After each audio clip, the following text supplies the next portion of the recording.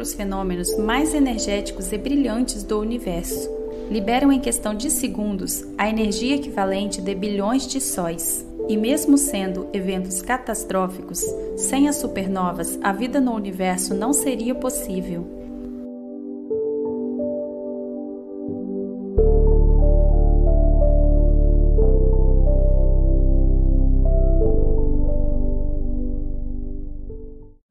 A fase de supernova faz parte do ciclo de vida de algumas estrelas.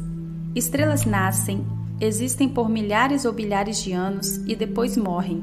Como uma estrela vai morrer, por quanto tempo vai existir, qual sua luminosidade e temperatura, tudo isso depende de como ela nasceu, mais especificamente da sua massa. E é aí que surgem as supernovas. Se uma estrela iniciar sua vida com massa entre 9 e 25 massas solares aproximadamente, ela terá uma morte catastrófica. E a supernova é o que indica a morte desse tipo de estrela, depois dela esgotar suas fontes convencionais de energia. As estrelas passam a maior parte de sua vida numa fase estável, na chamada sequência principal, transformando hidrogênio em hélio em seu núcleo para gerar energia e contrabalancear sua pressão com a força gravitacional e assim se manter estável. Quando o hidrogênio começa a acabar, a estrela começa a produzir elementos cada vez mais pesados em seu núcleo, a fim de continuar estável. Nessa fase, ela começa a se expandir, e após a fase de supergigante e a formação de núcleos de ferro, a estrela não tem mais combustível para gerar energia, e desprovida das reações termonucleares, as camadas superiores da estrela, contendo aproximadamente 90% de sua massa, colapsam sobre o núcleo, e após se comprimirem até os limites das leis físicas, são empurradas para fora com velocidade de milhares de quilômetros por segundo, no fenômeno chamado explosão de supernova. A produção de energia é gigantesca, causando uma luminosidade absurdamente alta, o que faz com que sejam vistas a grandes distâncias. O gás que se expande da explosão é tão quente que brilha por semanas. A luminosidade da supernova é tão grande que é capaz de competir com o brilho de uma galáxia inteira. Em seu pico, que ocorre poucas semanas após seu aparecimento, a luminosidade pode atingir valores de 10 bilhões de sóis, como se pode ver nessa foto de uma supernova que surgiu em 1994 nas bordas dessa galáxia espiral, situada à distância de 108 milhões de anos-luz. A supernova de Kepler, que surgiu em 1604, pôde ser vista durante o dia por 3 semanas. Passadas algumas semanas depois de todo o espetáculo, a supernova começa a se apagar. Ela expele até cerca de 90% da sua massa para o espaço, e séculos depois, essa massa de gás pode ser vista como uma nebulosa.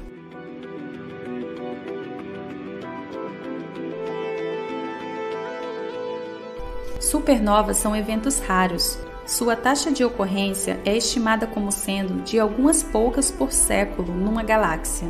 Estudos de remanescentes de supernovas descobertas em nossa galáxia indicam que na Via Láctea ocorre em média uma supernova a cada 50 anos.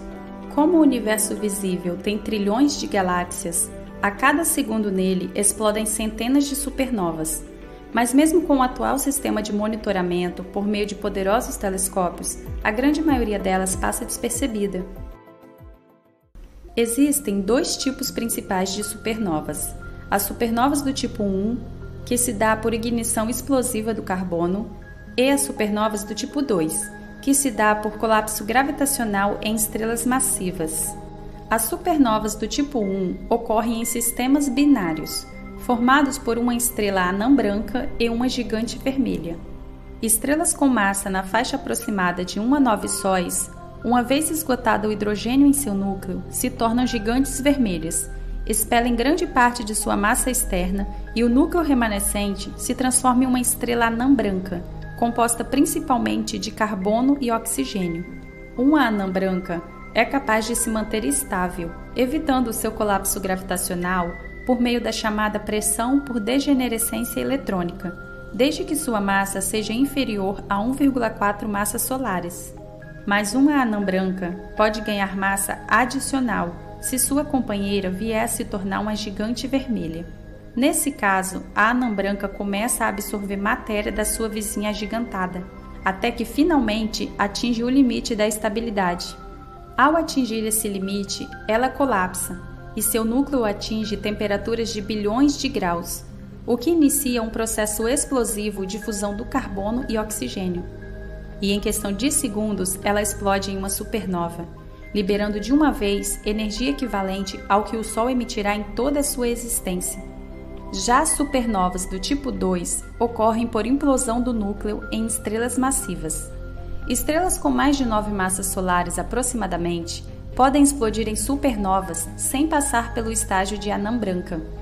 E se a estrela original tiver até cerca de 20 massas solares, ao explodir em supernova, o núcleo remanescente se transforma em uma estrela de nêutrons. É o que aconteceu à nebulosa do Caranguejo, que é um remanescente de uma supernova que surgiu no ano de 1054.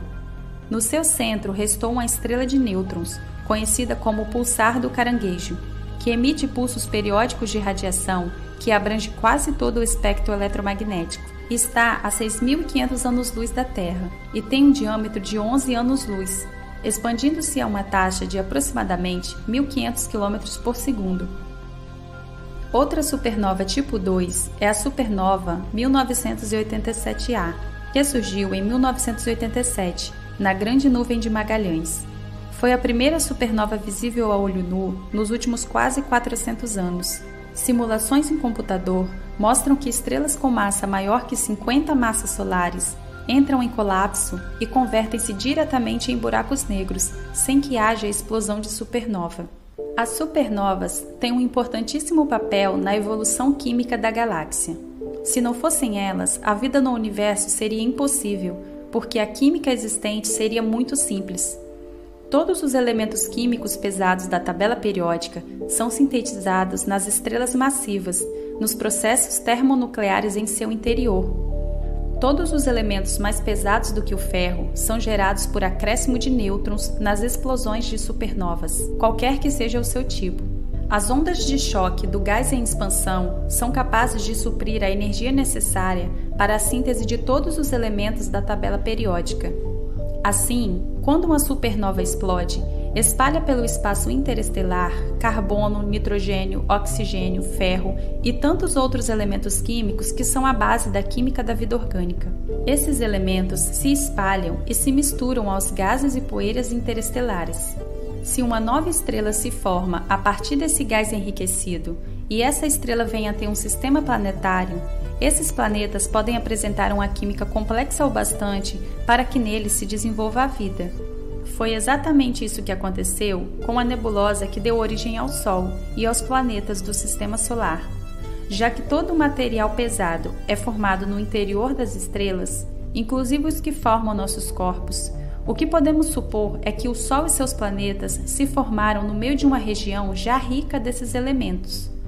A concentração de elementos pesados no Sol sugere que ele seja uma estrela de terceira geração, o que significa dizer que ele foi gerado de gás produzido por uma ou mais de uma supernova, cuja estrela progenitora foi formada por restos de outra supernova. É nesse sentido que dizemos que somos literalmente poeira das estrelas, pois os elementos químicos necessários à constituição da vida só passaram a existir após a morte das primeiras gerações de estrelas do universo. Uma das estrelas que é monitorada há anos é a Betelgeuse, na constelação de Órion, vista facilmente a olho nu. Ela é uma supergigante vermelha e já está no fim de sua vida. Nos últimos meses tem causado alvoroço devido às variações de seu brilho. Betelgeuse pode explodir em supernova a qualquer momento ou nos próximos 100 mil anos, o que é um tempo ínfimo em escalas astronômicas.